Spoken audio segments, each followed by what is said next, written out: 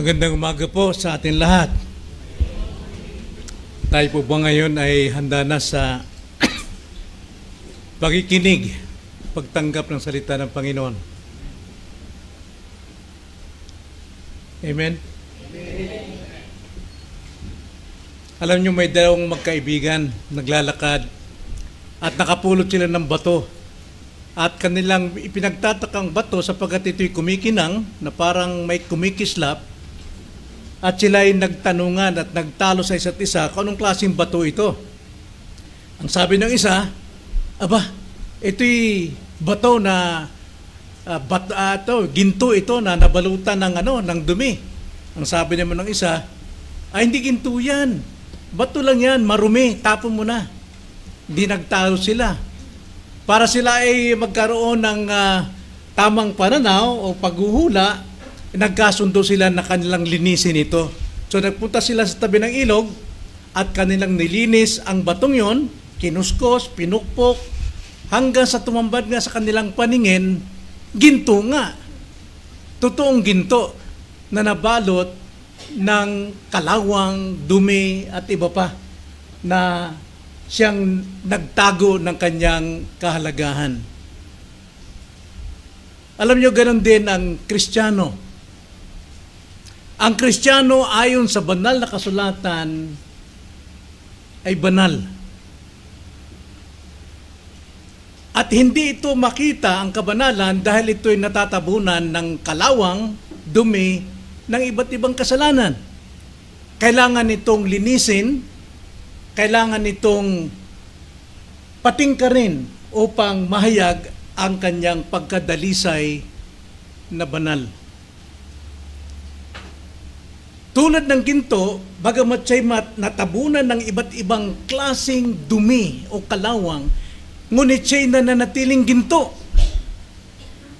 Ganon din ang pagiging banal ng Kristiyano, bagamat siya'y natatabunan ng iba't ibang dumi, kalawang, ng iba't ibang kasalanan, kasamaan ng mundong ito, hindi may kakaila na siya'y banal. At yan po ang ating napag-aralan nakaraan na napakalaga na ito'y ating matutunan sapagkat maraming Kristiyano hindi niya alam ang kanyang pagkakilanlan, ang kanyang identity. Ang akala niya siya isang simpleng bato lamang, ang akala niya ay siya isang maruming bato at kailangan niyang magsikap upang siya maging isang ginto. Maraming Kristiyano nagsisikap upang maging Kristiyano. So ganyan ang mga naligtas. Binanal ng Diyos, talagang banal. Banal siya, subalit kailangang linisin. Kailangang malinis siya sa lahat ng dumi at kalawang ng kasalanan sa mundong ito upang makita ang kanyang pagka-banal. Kaya mga kapatid, napakahalaga po sa atin na maunawaan natin ang totoo nating katayuan bilang Kristiyano upang hindi natin maliitin, hamakin ang ating pagka-Kristiyano sa buhay na ito. Bago lahat, tayo muna'y manalangin. Dumulog tayo sa Panginoon. Panginoon, nagpapasalamat kami sapagkat ang salita ninyo ang magbibigay sa amin ng liwanag upang makita namin ang totoo naming pagkakilanlan at upang tumibay kami sa aming pong katayuan. Hayaan po ninyo, Ama, ng Banal na Espiritu ang siyang kumilos sa aming pong mga puso at unawa sa umagang ito upang makita namin ang totoo naming katayuan bilang isang mananampalataya. Gamitin po ninyo ang mga salita ninyo na siyang maghugas, maglinis ng lahat po ng mga nakatakip sa aming totoong pagkakilanlan. Ang lahat ng ito'y samot dalangin namin sa pangalan ng Panginoong Hesus. Amen. So, ngayong umaga, sa ating pagpapatuloy tungkol sa ating paksa nakaraan, the doctrine of sanctification. Marami po ang mga naniniwala na kailangang magsikap tayo upang tayo'y maging banal. Sapagkat pinangahawakan nila ang mga salita sa ating banal na kasulatan nang sabi ng Panginoon at ang sabi rin sa nasusulat, "Be holy, for God is holy." At may command sa 1 Peter, "Be holy, for I am holy," ang sabi ni Jesus Christ, na parang nakikita natin, nasa tao ang pagpapakabanal sapagkat ang Diyos ay banal. But in reality, sa doktrina po ng sanctification, ang kabanalan natin ay hindi sa ating pagsisikap, kundi ito'y gawa ng Diyos sa atin. Ito'y gawa ng Diyos sa buhay natin. Kaya lamang, dapat nating maunawaan na ang sanctification o ang kabanalan ay nabubuo sa dalawang uri. Una, ang unang uri ng kabanalan o pagiging banal is the definitive sanctification. Ibig sabihin po ng definitive or positional. Positional, nasa iyo na. Or sa Tagalog ay tiyak na kabanalan. Ngunit ikalawa, ay naroon po ang sinasabing progressive sanctification.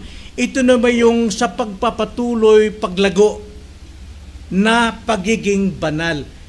Banal siya, pero kailangang lumago.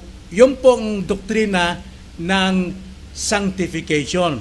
Ngayong umaga, ating tatalakayin ang definitive sanctification. Yung pong positional, yung ating pong kinalalagyan o yung tiyak na kabanalan. At ito'y ating patutunayan sa 4 na talata o 3 talata ng banal na kasulatan na siyang makapagbibigay linaw sa atin kung ano itong kabanalang ito na tawagin definitive or definite or positional. Taglay na natin ito. So unang-una na talata, 1 Corinthians chapter 1 verse 2. 1 Corinthians chapter 1 verse 2, ito po ang definitive sanctification o ang tiyak na pagiging banal sa kanyang kahulugan. Ano bang kahulugan ng definitive sanctification? Hayaan natin ang 1 Corinthians chapter 1 verse 2 ang magpapaliwanag nito. Hindi po kuro-kuro o kaisipan ng tao.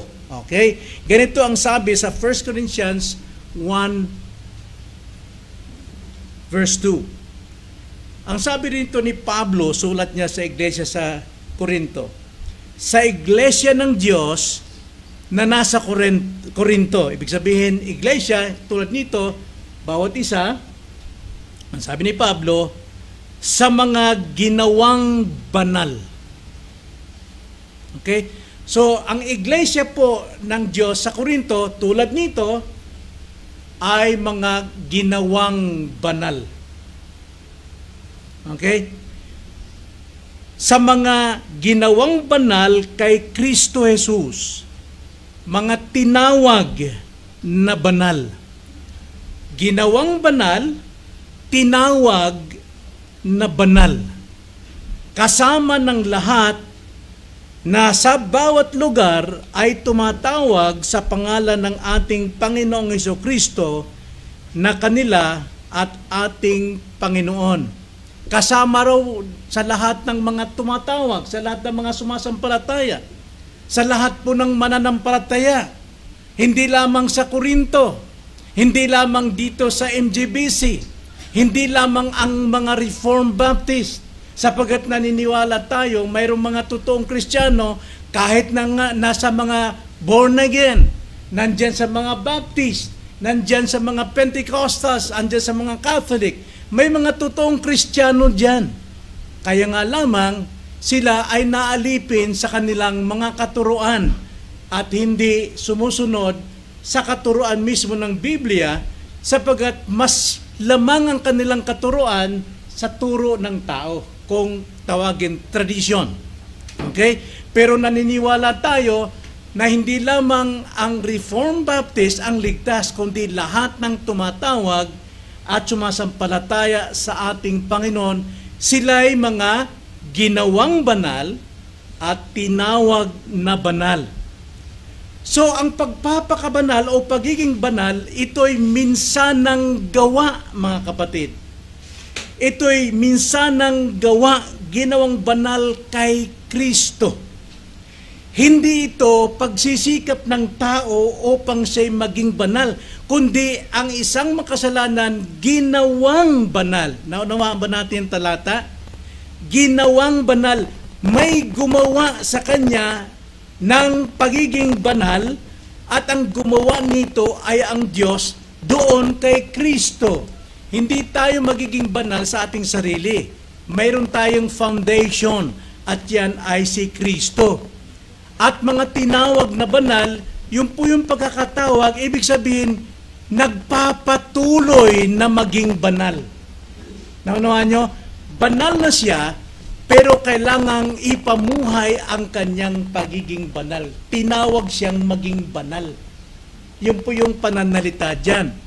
Kasama ng lahat na nasa bawat lugar ay tumatawag sa pangalan ng ating Panginoong Hesus.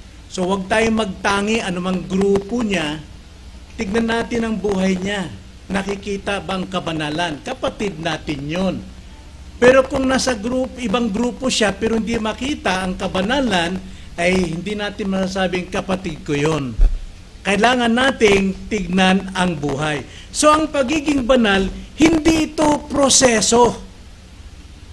Yung proseso po, yung pag-aaralan natin sa next Sunday. Progressive sanctification. Pero ang tinutukoy natin ngayon ay yung positional, yung definite, yung ating pong kalagayan. Bakit tayo naging banal? Gawa ng Diyos. At ang gawa nito ng Diyos ay permanente. Okay? So, yung pagiging banal dito as definitive, tawagin dito, hindi ito process, hindi ito unti-unti. Kaya hindi natin pwede sabi na ang kabanalan hindi basta dumarating. No? Ito'y biglang dating. Sa sandaling ikaw ay naligtas. You are holy.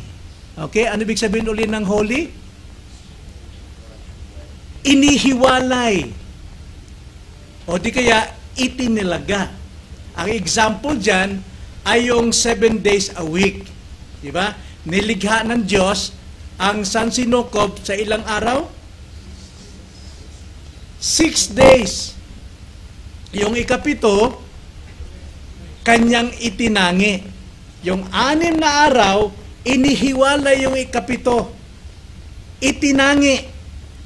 Binanal. Bakit? Itinangi at itinalaga para sa kanya. So yung Sunday is for the Lord. Ang sino man gumagamit ng Sunday na ginagawa yung 6 na araw, pag nanakaw yun. Right? Yan ay sa Malakay chapter 10, pag nanakaw yun. So tayo man na naroon sa mundo ng makasalanan, nung tayo po iniligtas, tayo'y kanyang inihiwalay, itinangi sa mundo, at itinalaga para sa kanya. Minsan lang yon nangyari, hindi yon proseso. Ito'y gawa ng Diyos sa kaligtasan. Ang mga believers ay ibinukod sa sandaling sila po ay nagbigay ng kanilang tiwala sa Panginoon. Kung tawagin po ito, ito'y isang beses nangyari. O isang beses kasi plural na no? Sa Tagalog ba plural yun? Hindi. No? So isang beses talaga. Isang beses lang nangyari. Tignan nyo ang sabi sa 1 Corinthians 6:11. Ganito ang sa 1 Corinthians 6:11. At ganyan ang mga ilan sa inyo noon. Subalit nahugasan na kayo. Nalinis na. Na yung context dito na ganyan ang mga ilan sa inyo noon. Ano ba yung buhay ng Kristiyano noon? ay madali pong i-interpret yan doon lang sa naunang talata, verse 9 and 10. Yun po yung pag-i-interpret. The Scripture interprets itself. Hindi tao ang mag-i-interpret. Okay? Ang sabi sa 9, ano yung noon? Ang sabi sa verse 9, hindi ba ninyo nalalaman na ang mga masasamang tao ay hindi magmamana ng kaharian ng Diyos? Huwag kayong padaya. Ang mga mapakiapid, mga sumasamba sa Diyos-Diyosan, mga mangangalunya, mga binabae o tomboy, o mga nakikiapid sa mga kapwa lalaki, bakla, mga magnanakaw, masasakim, mga maglalasing, mga mapagmura, o ang mga mangganggancho ay hindi magmamana ng kaharian ng Diyos. Ito yung buhay ng mga makasalanan. At ganyan ang mga ilan sa inyo noon. Subalit, nahugasan na. Nalinis na. Nung siya'y naligtas, iniligtas ng Diyos, siya'y nahugasan na. Limpyo na siya. Malinis na siya. Itinangi na siya. Ibinukod na siya. Itinalaga na siya para sa Diyos. Ginawa na kayong banal. Ibig sabihin nun, ginawa na kayong banal at inaring ganap na kayo sa pangalan ng Panginoong Hesukristo at sa Espiritu ng ating Diyos. Dalawang doktrina po rito ang umiiral sa talatang ito. Number 1 is sanctification. Ang sabi dyan, nahugasan na kayo, ginawa kayong banal. That is sanctification. Okay? But the second doctrine is, at inaring ganap na kayo. That is justification. Okay? Kaya nung tayo po ay pinawalang sala ng Diyos, tinuring na walang kasalanan, at the same time, ay tayo'y binanal. Kaya justification and sanctification, yan po'y minsang nangyari sa buhay natin nung tayo'y maligtas. Kaya nga, yung ating pong kabanalan is positional. Taglay natin, hawak natin, nasa atin na. That is definite. The same as justification. Romans 5 verse 1, ganito po ang pagkakasabi. Kaya't yamang tayo'y inaring ganap sa pamamagitan ng pananampalataya, mayroon tayong kapayapaan sa Diyos sa pamamagitan ng ating Panginoong Hesukristo. Na yung kapayapaan dito, hindi po peace na tranquil o yung payapa na walang gulo. Ang ibig sabihin po rito yung peace dito, meron tayong peace process with God. Kaaway tayo ng Diyos before. Ngayon, meron tayong pakikipagkasundo. Bakit nangyari yung pakikisundo? Sapagkat tayo'y kanyang inaring ganap. Tayo'y kanyang binanal. Yan ang pagkakasabi sa verse 1. Kaya't yamang kayo'y inaring ganap at the same time binanal sa pamamagitan ng pananampalataya. Nung tayo sumampalataya sa Kanya, mayroon tayong kapayapaan, mayroon tayong pakikipagkasundo na sa Diyos. Hindi natin kaaway ng Diyos. No? Kaya kung di natin kaaway ang Diyos lang ang sinasamba natin. Hindi na tayo sumasamba ng mga idolo. Sapagkat ang pagsamba sa idolo, ito'y pakipagdigma laban sa Diyos. Di ba? That is the first commandment. Thou shalt not have other gods before me. Thou shalt not make any graven images. Sapagkat napupuot ang Diyos sa Diyos-Diyosan. Pero wala man tayo mga Diyos-Diyosan at this time, sapagkat Christian na tayo, pero we have also our own gods. Sometimes it is ourself. Pag ayaw ko sumamba, ayaw ko. Walang magagawa ang Diyos.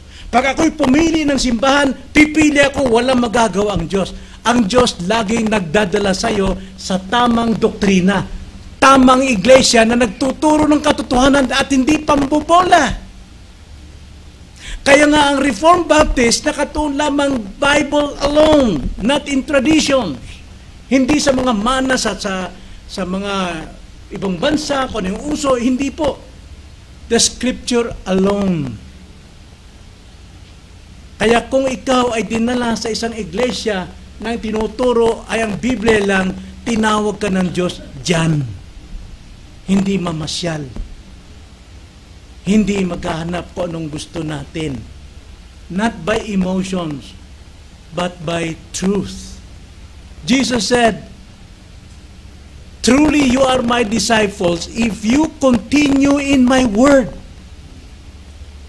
And in my word you shall know the truth, and the truth will set you free." Hindi ka makakalaya sa palipat-lipat na grupo. Mapapalaya ka by the truth. Kaya ang sabi ni Jesus Christ, prayer niya sa Ama, sa mga disciples, make them holy. Your truth is holy.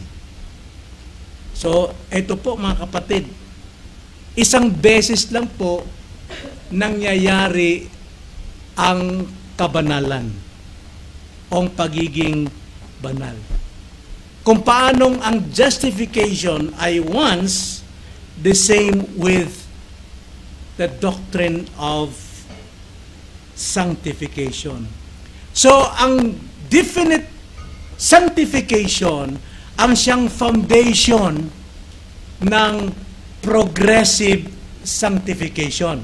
Intindihan nyo? Kung mayroong kang tiyak na pagiging banal, ito yung pundasyon para ikaw ay makapagpapatuloy lumago sa kabanalan. That is progressive sanctification. Ang progressive sanctification ay habang buhay na proseso ng paglago sa kabanalan. Naintindihan? So, ang Kristiyano, hindi ka basta-basta. Hindi ka basta-basta. Eh, pag sinabi sa iyo, may tao na sabi sa iyo, sobra ka namang banal. Sayad pa yung paa mo sa lupa eh. Gusto mo maging banal. Ay, salamat, nakita ang kabanalan ko pala. Dapat kang matuwa. Naluluwalhati ang Diyos kapag mismong sa bibig ng mga tao nagpapatotoo that you are holy. So, yung sinabi ng Panginoon, be holy for I am holy, nangyayari sa iyo. Nangyayari sa iyo. Ang pagiging definitive sanctification ay tulad sa isang batang musmos, palaboy-laboy din sa kalsada. Madungis siya. Iniiwasan siya ng mga tao dahil mabaho. Pero nung dumaan ang isang hari, tinawag niya yung bata. At dinala niya sa kanyang palasyo. At tumawag siya ng mga attorney at sinagawan mo ng dokumento ito na ito yung batang ito ay aking aampunin. Ano ang magiging kalagayan ng batang yun? Sa sandaling nagawa ang dokumento na siya'y inampun ng isang maharlika. Ay tiyak yung batang yun, magbabago siya, magiging prinsipe siya.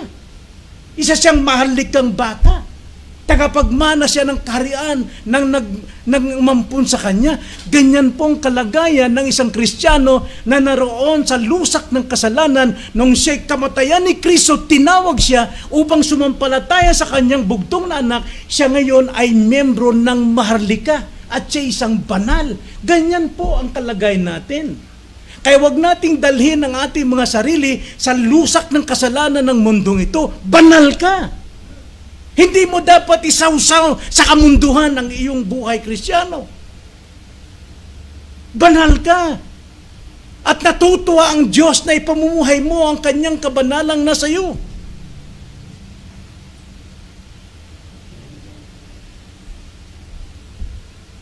Yun ang unang talata. 1 Corinthians chapter 1 verse 2. The definition of definite sanctification. Ikalawa, Hebrews chapter 10. Dito naman, ang definite sanctification sa kanyang batayan, ang kanyang basis. Paano siya naging banal? Anong batayan ng kanyang pagiging banal? Basahin natin Hebrews chapter 10 verse 10. at sa pamamagitan ng kalooban niya. Kaninong niya ito? Sa konteksto, sa Ama, sa Diyos. At sa pamamagitan ng kalooban niya, tayo'y ginawang, again, andyan yung word, ginawang banal sa pamamagitan ng pag-aalay ng katawan ni Kristo, minsan magpakailanman. That's the basis of our sanctification. The basis, gawa ng Ama sa atin sa pamamagitan na walang hanggang epekto ng kamatayan ni Kristo sa iyo. Kinamatayan ka ni Kristo. Kaya nga, definite ang ating sanctification because it is God's work and Christ's death. Yan po yung batayan. Yung natapos na gawa ni Kristo. So ang ating papakabanal ay hindi batay sa ating mga pagsisikap. Tulad ng marami ngayon, may altar call para nagsisikap sila'y maging banal o maligtas. Bakit saan nila galing yan? Yung aral na yan. Kay Charles Finney, tradition of man, not from the Bible. Pagsisikap. Ang batayan natin ay yung kalooban ng Ama and the sacrifices of Christ. Yun po yung basis. Tayo'y ginawang banal sa paningin ng Diyos dahil sa Kanyang gawa, hindi sa ating pagganap ng anumang tungkulin, kundi dahil sa ating pakikipag-isa kay Kristo. Yung ating pakikipag-isa kay Kristo ay sa pamamagitan ng ating pagtitiwala sa Kanya. Now, alam naman natin, Ephesians 2:8, ang ating pong kaligtasan ay biyaya. At ang ating pakikipag-isa kay Kristo, ang panampalataya, biyaya pa rin. Sapagat ang totoong panampalatayang sumampalatay kay Kristo ay buhat sa pakikinig ng salita ng Panginoon, galing pa rin sa Diyos. Kaya both our salvation and both doon sa ating faith na tatanggap sa salvation are both grace of God, gawa ng Diyos, hindi pagsisikap ng tao. Kaya walang bahagi ang tao sa ating pong sanctification, sa ating pong pagkakabanal. Ang sabi rito sa ating talata ay, tayo'y ginawang banal, hindi atin. Ito'y sa ating pakikipag-isa kay Kristo. Romans 6:11, ganito ang sabi, gayon din naman kayo, ituring ninyong kayo'y tunay na mga patay na sa kasalanan. Bilang Kristiyano, bagamat tayo po ay mayroon pang remaining sin, the sinful nature sa atin, yung sinful nature natin, hindi pa nawawala yan. But, yung pong sumpa, kabayaran ng sinful nature, kinamatayan na ni Kristo, kaya hindi ka na mapupunta sa impyerno. Pero, yung nature ng sin na sa atin, kung tawagin yan, ay the indwelling sin. Kaya dahil tayo po ay banal na, bagamat nasa indwelling sin tayo, ituring natin ang ating sarili, patay na tayo rito sa Kanya. Wala na tayong kaugnayan. Hindi na tayo hawak nitong indwelling sin. Hindi na tayo hawak nitong sin nature, kung tawagin laman. Hindi na tayo alipin dyan. Kaya nga, sa tuwing tayo po'y natutokso sa kasalanan, ituring natin patay na ako dyan. Sa tuksong yan. Hindi ako dapat sumunod sa Kanya. I am holy. Banal ako. Pag-aari ako ng Diyos. Itinalaga ako ng Diyos. Itinangay ako ng Diyos para sa Kanya. Kaya nga sabi sa Romans 6:11, gayon din naman kayo, ituring ninyong kayo'y tunay na mga patay na sa kasalanan. Ngunit mga nabubuhay sa Diyos kay Kristo. So ang buhay natin para sa Diyos, para kay Kristo, hindi para sa anumang kasalanan. Sapagkat tayo ay hiwalay na dyan. upang mapaglabanan natin ang tukso ng kasalanan, ituring natin sarili, patay na tayo dyan. Divorce na tayo. Wala nang kapangyarihan sa akin yan. Sapagkat tayo'y nakibahagi na sa kabanalan ni Kristo. So saan natin lalarawan ito na tayo po'y hiwalay na? No? At ang pangalan natin, tayo'y nakakabit na ngayon sa pangalan ng Diyos, ay banal na. Alam nyo, noong binata pa ako, na karamihan sa inyo, nakasaksi sa akin, na isa ako sa mga black sheep of the family.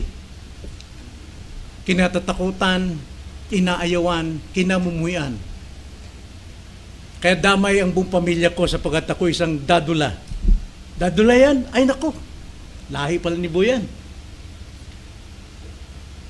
Nagkita kami ng misis ko, bata pa ito, mga 15 years old, sa opisina. Dahil ako'y operation manager sa isang kumpanya. Nagtitinda ng mga kakanin, kasama ang tiyahin niya. Buwagaw, buhok. Buwagaw. Murang taga-apid ba, taga-isla. Kulot na kulot. Buwagaw, ano yung buwagaw? Blonde.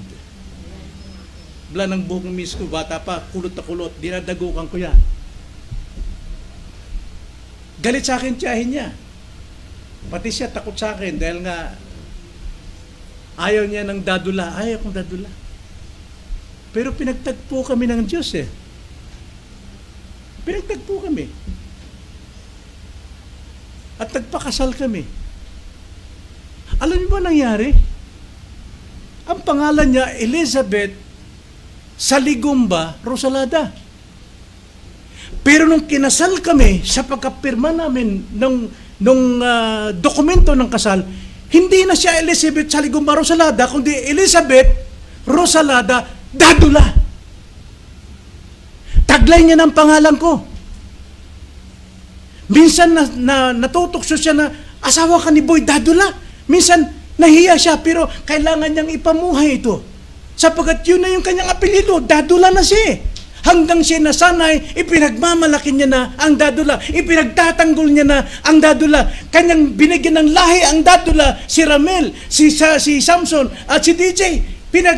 Pinagmamalaki niya at kilala na siya maging sa iglesia na siya ay asawa ng Dadula. Ganyan din tayo. Once na tayo po'y tinanggap ni Kristo, tinubos tayo, nag-iba na yung pangalan natin, banal na tayo, kilala tayong banal, nasisigaw tayong banal, hindi na tayo kinatatakutan.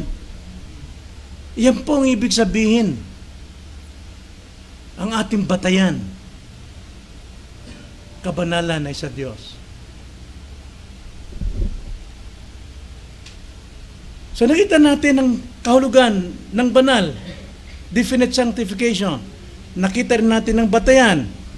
Ikatlo, tignan natin ang Romans 6:14. Ang definite sanctification sa kanyang tiyak na implikasyon. Kahulugan, batayan, ngayon naman, the implication o tiyak na implikasyon. Romans 6:14.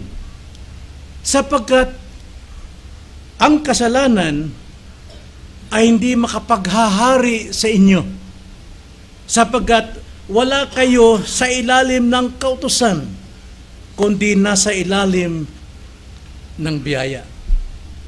Mayroon tayong tiyak na implikasyon sa ating kabanalan, hindi na makapaghahari ang kasalanan. Well, hindi ko sinasabing hindi tayo makakasala. Hindi ko sinasabing hindi tayo matutokso sa kasalanan, pero pakinggan niyo, hindi makapaghahari ang kasalanan. Ang kasalanan, ang paghahari sa atin ay dalhin tayo sa impyerno. Pero ang kasalanan, wala nang kapangyarihang maghari sa atin na dalhin tayo sa kapamakan na naglalagablab na apoy. Part po ng progressive sanctification na tayo po'y magkakasala. At yun ang tatalakayin next Sunday. Mayroon tayong bagong identity. Bago na ang ating pagkakinlanlan bilang Boy Dadula, Well, ang sabi ni Pablo, hindi niya kinahiya sa bawat sulat niya. Ang tawag niya sa mga bawat mananampalataya, banal, santo, kumbaga. Kaya hindi ako nahiya sabihin ako'y si Santo Boy. Ako'y si Santo Isidro. San Isidro Labrador Dadula. Huwag niyo ikahiya na kayo tawaging banal or santo. You are a living saint. Sa Katoliko, kailangan mamatay ka muna bago ka maging banal. Pero dito, once tinanggap mo si Kristo, then you are a living holy. Banal, magpapatotoo sa mundo, magpapakita sa mga anak, magpapakita sa asawa, magpapatotoo sa opisina, magpapatotoo sa eskwelahan, magpapatotoo sa palengke. Living saint. Buhay. Huwag kayo matakot mag-share sa ibang tao. Hindi man kayo makapag-share ng gospel sa bibig, i-share ninyo ang inyong buhay as holy. Make your light shine before men, that they may see your good works. Yun pong kailangan. Tayo'y banal. Hindi na sinners sa mata ng Diyos. Sa mata ng Diyos, we are holy. Sa mata ng tao, we are sinners. Pero sa patotoo ng ating sarili, tayo'y dapat magpakabanal. Magpakabanal. Ipamuhay natin ang ating identity. Ipamuhay natin ang ating pagkakilanlan. Sino man ang kausap natin, sino man ang kaharap natin, sino man ang mga taong ito, magiging kapartner mo, ipakita mo na ikaw ay banal upang tanggapin kang anak ng Diyos at siya ang iyong magiging Diyos. Ikaw ay isang banal. Naintindihan ba natin? Pakisabi nga, turo mo sa sarili natin. Sige, sige. Ako ay banal. Balik sa gudta sa kuan, Pentecostal, may igsoon. Balik sa ta, tudlo dire na. Tudlo sa ako gali. Turo mo sa sarili mo, ako ay banal. Ako ay banal. Pangawakan niyo yung mga kapatid. Hindi yan biro. Yan ay totoo. Yan ay pinatutuhanan mismo ng Diyos. Kamatayan ni Kristo ang nagpapatutuo niyan. Kaya wag nating kahiya ang ating pagiging banal. Hindi lang basta pangalang Kristiyano. Banal. Tayo ay tinawag sa kabanalan. Pero tandaan natin, walang sundalo o walang binata na magpaparehistro doon sa Bonifacio at tinanggap siya na sundalo, binigyan siya ng ranggo, nasa kanya na ngayon ang autoridad, nasa kanya ngayon ang uniforme, at siya'y ready na, at siya ngayon ay binigyan na ng karapatang sundalo ka na, corporal o anuman, private, na isusubo mo agad sa gera. Wala pong ganun. Kailangan mo na siyang mag-training. Kailangan mo na siyang turuan paano gumamit ng baril. Turuan siya paano siyang gumamit, paano maglakad. Lahat po. Ganun din tayo. Tayo po'y naligtas. Hindi nangangahulugan tayo'y malakas, malaguna at handa natin sagupayan ng lahat ng mga lobong gustong lumapa sa atin. No, kailangan natin ang mag-training. Kailangan natin ang progressive sanctification. Pero wag nating kalimutan, tayo'y mga banal. Tayo'y mga banal na. Pero kailangan nating maglinis, mamuhay.